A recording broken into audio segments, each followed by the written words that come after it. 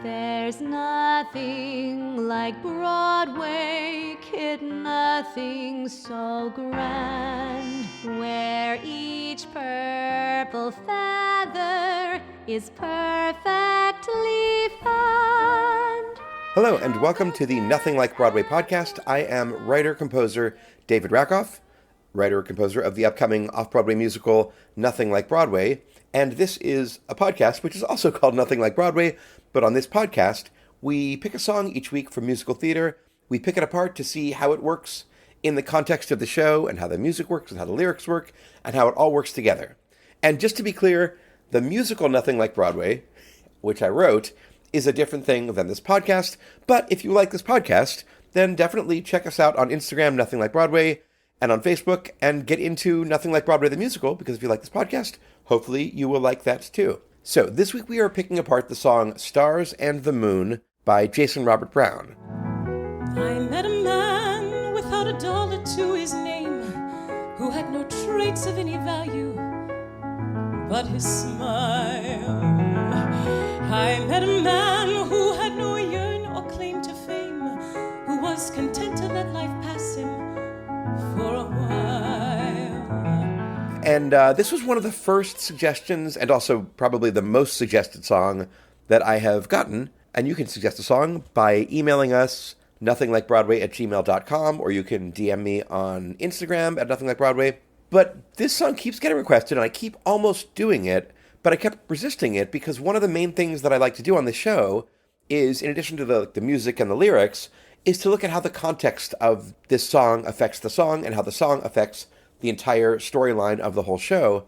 And this is a self-contained song. It comes from the review, Songs for a New World, that is a review of Jason Robert Brown's songs, and they're sort of like loosely, I guess, sort of connected. It's like a song cycle kind of, but it really is more self-contained songs. And so this song, Stars on the Moon, doesn't really have a context. But then I was like, you know what? Maybe the context to talk about here is that there is no context. Because that is a whole category of songs. I've written many of them, songs that are not from a musical, but they're not like a pop song. They're still a musical theater song, but they exist on their own like a little one-act play with a beginning, middle, and end. And so let's talk a little bit first about how that works. So when you have a song that has no context, as a musical theater song that's usually in a review, or people will do it in an audition, or in like a cabaret or nightclub setting, there's basically one of two ways it came about. One is that the songwriter just wrote this song out of context. They just wrote a self-contained song from the beginning. They set out to do that. And the other way is that it was originally in context. It was from a show, either from like a better-known show that the song got cut at some point, or it's just a song from a show that you've never heard of that never went anywhere. Because that's something that happens a lot of times. You'll start a show, and then 4 songs in, you're like, I think I want to work on something else. And so then you might have a couple of songs that you really like, but that just have no context anymore. But what makes a successful out-of-context song is that you basically tell a complete story without having anything come before it or after it, like a one-act play. Now, as you're writing it, you of course need to have some idea of what this character was going through before it, and presumably what will happen after it. But there's no necessary setup for the song to work. I've written many songs that were intentionally out of context, just to be done in like a nightclub act or whatever, but then there's also some songs that got cut from things that I still really like, and then there's a couple of times, this is slightly embarrassing, where either me and a collaborator wrote a song that we were really, really happy with, and we were like, what if we wrote a whole show based around this song? And so far, that has not panned out at all. Like, the whole fun of a song like this, like Stars and the Moon, is that it is self-contained. And so let's talk a little bit about specifically Stars and the Moon. So if you know anyone who is a musical theater, cabaret kind of writer, and if you meet them and they tell you that they are not jealous of this song, they are lying to you. This is like the perfect out-of-context cabaret song. And like the first time you hear the song, you're like, oh my God, I want to hear it again, and I want to hear everything else that this person wrote, and I want to watch everything else that this performer performs. Like, it is just a really, really great self-contained cabaret song. I mean, possibly like the platonic ideal of a self-contained cabaret song. I'll give you stars and the moon and a soul to guide you and a promise I'll never go. I'll give you hope to bring out all the life inside you and the strength that'll help you grow. I'll give you truth and a future that's 20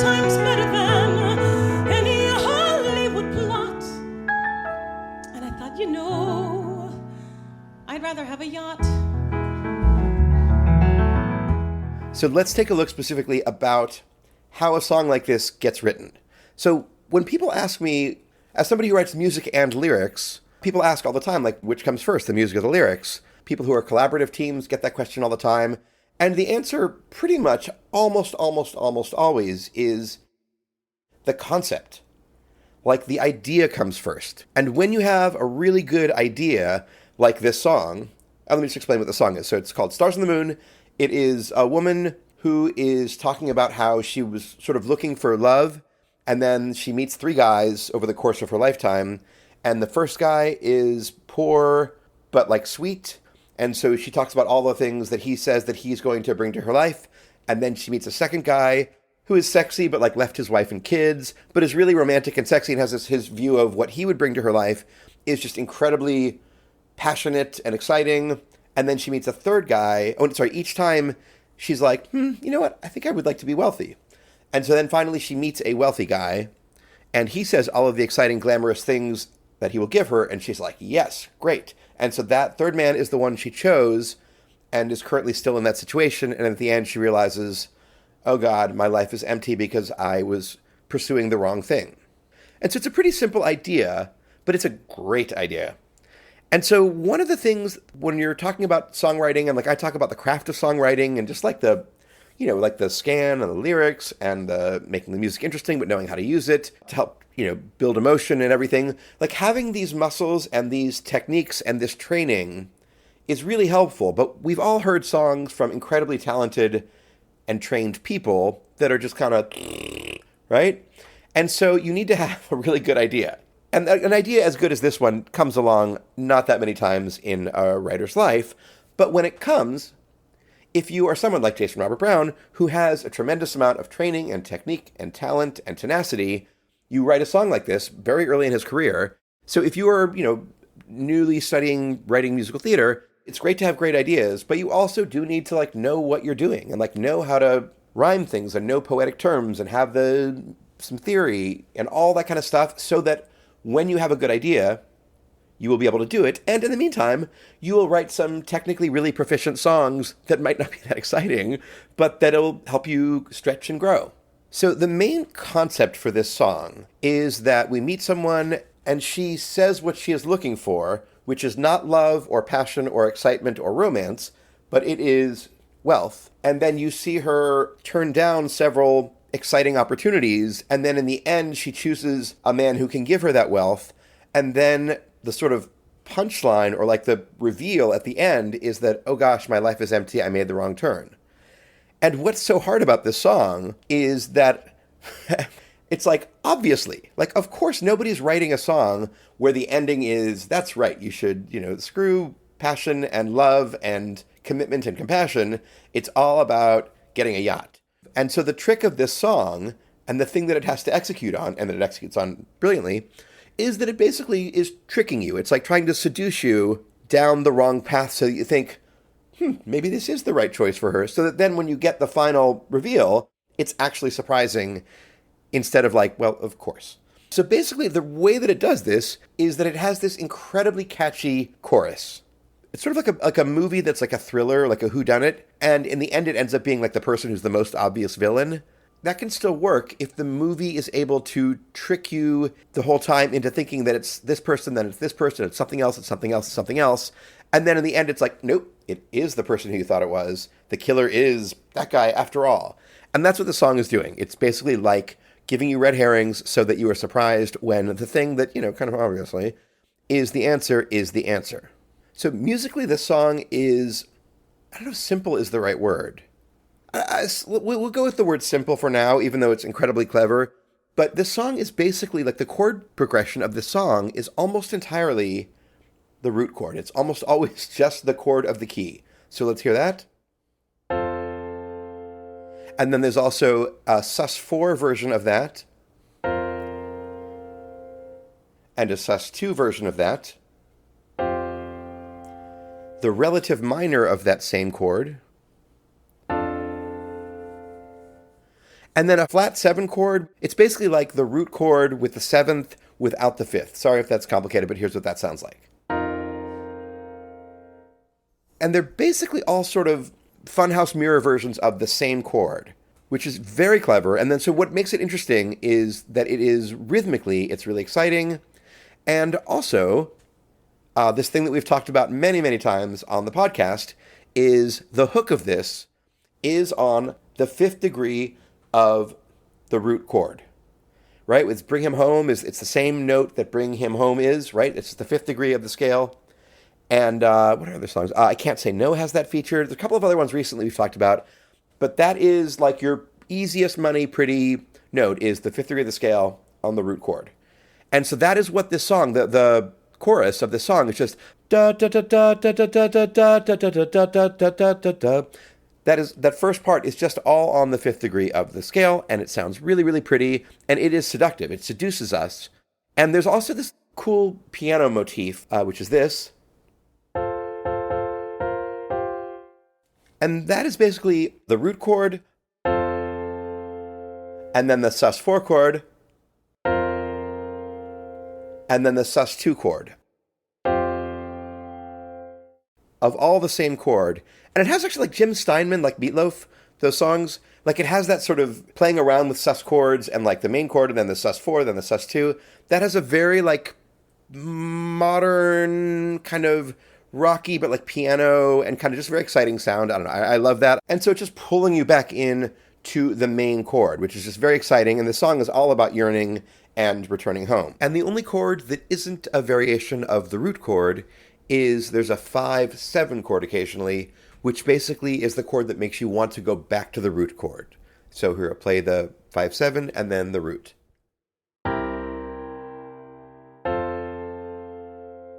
This song, unlike a lot of modern musical theater songs, is not very rangy. Like, it really is not like Meadowlark is a song we did a couple weeks ago that's unbelievably rangy, and there's just not that many people on the planet who can really sing that song well. This is a song vocally that almost anybody can sing well. Young, old, belter, head voice, whatever, which takes a lot of discipline, because when you're writing a song, it's always nice to add an extra high note, and then what about the note higher than that? What about a little higher than that? This song does not do that. This song is very disciplined, and it just lets you, because it's such a small range, it lets the singer put it in like whatever the best little octave and a half is of their voice. Another thing the song does really well musically, and also illustrates, is just the whole idea of why we have a verse and a chorus.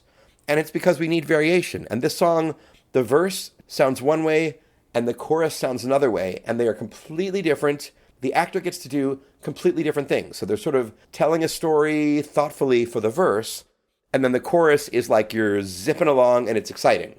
And they're really, really different. There's no bridge or anything because the verse and the chorus are so different from each other that every time we get to a verse and it's about to be the chorus, we're like, oh, here comes that catchy part again. But then once we're done with that, we're like, oh, here comes the thoughtful part again. And so this song is a really just good example of like why verses and choruses exist. Okay, so given that the music for this is catchy and gorgeous, but very straightforward and sort of simple, the lyrics are where you need to have all the complexity come in. And so the rhyme scheme for both the verse actually and the chorus is A, B, A, B, C, C. And what that means is the first and third line rhyme with each other, the second and fourth line rhyme with each other, and then after that there is just a rhyming couplet. And the song is not overly rhymey, like it's not about that. It's not a showy, rhymey song, although Jason Robert Brown can do that. This is just not that kind of song. Although the chorus does sound kind of pattery. It sounds like a patter song, except for the fact that it's not that rhymey, but it's like spitting out words to emphasize the beat, which, as we said before, is really exciting. And the words in the chorus, they're really punchy. So like, let me look at the lyrics. I'll give you stars and the moon and the open highway and the river beneath your feet. I'll give you days full of dreams if you travel my way and a summer you can't repeat. Right? So those are, it's not legato. It's not like gooey, like Bring Him Home. We talked about it's really legato. This is like ba ba ba ba ba ba ba ba ba ba ba ba ba ba ba ba. Right? It emphasizes the beat. So it's always like that in the chorus. But then in the final chorus, which is where we're having to be sold on the fact that her choosing this wealthy guy, you know, who she's not in love with, is a good idea, Jason Robert Brown actually gives you extra punchy words. I'll give you cars and a townhouse in Turtle Bay and a fur and a diamond ring. And we married in Spain on my yacht today and we'll honeymoon in Beijing. Right? So it's like even more punchy. It emphasizes the rhythm even more. It gives us what we've been getting from that chorus each time, but even a little bit more. Because this is where the salesmanship has to come in as a songwriter. Because if we don't buy this in the moment while we're watching it, we're just like, oh, you idiot, why are you choosing this, right? We just want to be like swept along in her excitement of the moment. Each verse ends on a joke, basically. So the first one is it's like a jokey joke. I mean, like it's I'll give you truth and a future that's 20 times better than any Hollywood plot. And I thought, I'd rather have a yacht, right? Which is it's like a solid joke, but it also is like, that's the first twist in the song. Hearing the first chorus, we're like, oh my gosh, of course she's going to go with this guy. What's the story about? Is it going to be about the two of them falling in love? Or like maybe he dies and it's sad? But no, she's saying, I had this chance for true love, or something that seemed like true love. And she's like, I want a yacht. And so having a word like yacht that is really punchy and just ends on the yacht, it's like one syllable, has the t sound. It's how you want to land a joke. But it also, makes the main point of the song. And each chorus ends in that. The second one is no strings, just warm summer rain. And I thought, I'd rather have champagne. And there's something about having a joke in not like a comedy song that is a really, Sondheim talks about this a lot, is that having a joke like that in the middle of a serious song makes sure that everyone is on the same page. Like in order for that joke there to work, the audience has to get the preceding thing was really romantic. We're accustomed in songs like this that we are going to want to go with the romance, and yet this character is choosing the opposite, and it gets a laugh, and it gives the performer a chance to, show off a little bit of comedy chops, but it also lets everybody in the room, in that live room, watching this in a nightclub or whatever, lets everybody know, okay, we're all on the same page, we all get it. And so another thing the lyrics do that is just really, really smart is because of, again, the same major problem that this song needs to solve, which is she's progressively choosing the thing that is normally the wrong thing. She's actually going to choose that thing, and we have to be on board for it. So the lyrics for the first verse and chorus are just nothing but romantic, right? A man without a dollar to his name, who had no yearn or claim to fame. He said, I'll give you the stars and the moon and a soul to guide you. I'll give you truth and a future that's 20 times better than any Hollywood plot, right? And so that's all just like a sort of naive but exciting version of romance and love, right? Like, in real life, we don't always choose the person who is poor and has no plan and has no ambition, but the song knows that we normally, in a song like this, would think that that's what we're supposed to choose. So when she chooses at the end to not like that, and she's not choosing it because, she wants somebody who's ambitious or who has like, a plan in life. She's saying, no, I want a yacht. Like, I don't want some guy who's like the best teacher in the high school, which this guy is not. This guy is like, probably like a slacker or whatever, but like a sweet guy. She's saying, I want a yacht. That's when we realize that, okay, so this really callow version of romance is not what she wants, but she also doesn't sound like wants like a real, like a great life partner choice. She wants something really financially superficial.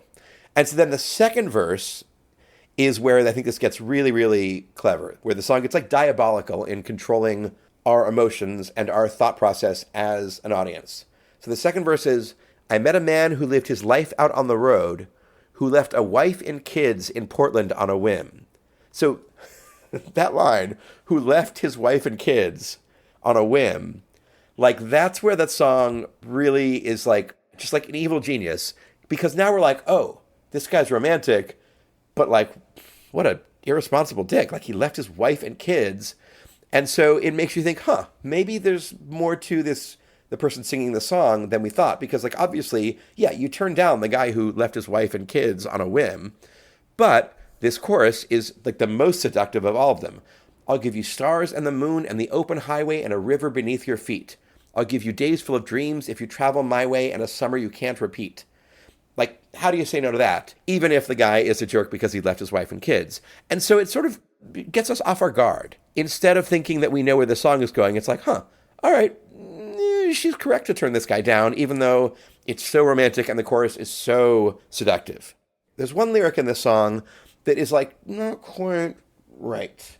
And like, we've all got him. Sondheim in his Look, I Made a Hat and Finishing the Hat books talks about a whole bunch of his.